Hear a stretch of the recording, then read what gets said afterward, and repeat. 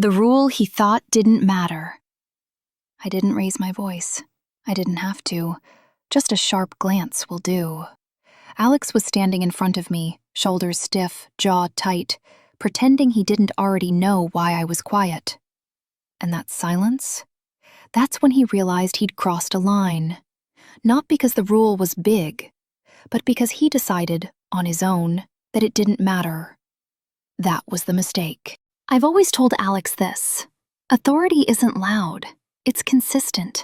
And consistency is the one thing Hubby will test when he starts getting comfortable. This wasn't about control or ego. This was about obedience to a standard we both agreed to.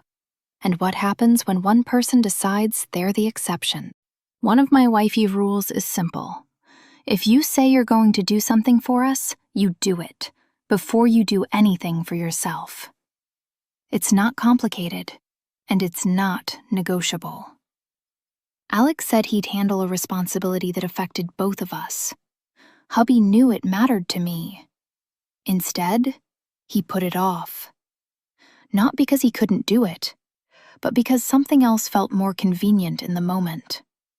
When I found out, he tried to soften it. Alex said he didn't think it was that serious. That sentence right there, that's when my mood shifted. Because what he really said was, I decided for you. And that's the thing about leadership. You don't lose authority when someone makes a mistake. You lose it when you let them minimize it. I looked at him and said calmly, do you understand that you don't get to rank my rules by how serious you think they are? He didn't answer right away. That pause Hubby gave me?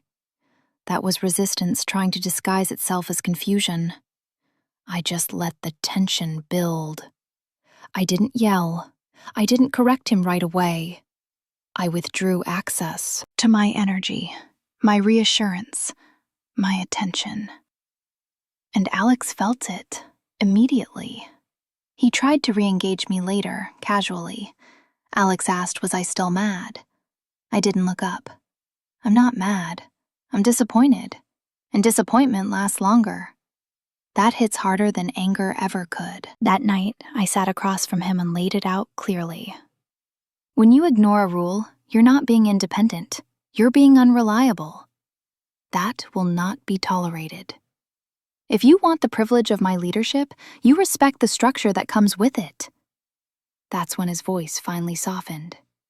Alex said he understand now, that he should have handled it first, Hubby didn't think it through. And this part matters. I didn't accept the apology immediately. I let it sit, because correction only works when it costs something. I asked Alex to stand in the corner, hands on his head, to think and ground himself. Sometimes Hubby needs time to reflect on how to make better decisions. That aligns with our agreed rules. The next day, without me asking, Alex handled what he'd neglected, and then came to me. Not defensive, not explaining himself, but grounded. That's how I knew the lesson landed. Because when someone truly understands correction, they don't rush to be forgiven. They move differently. Alex stood in front of me, hands relaxed, voice steady. Said he won't make that mistake again. I didn't respond right away, not to punish him, but to let the moment settle. Silence isn't empty when it's intentional. It creates weight, and that weight is what turns behavior into memory. When I finally looked at him, I saw something new. Not submission, alignment. And that's the difference. I smiled, not because he obeyed, but because he learned. Because learning means the rule doesn't need to be repeated. I stepped closer, not to reassure him, but to reclaim the dynamic.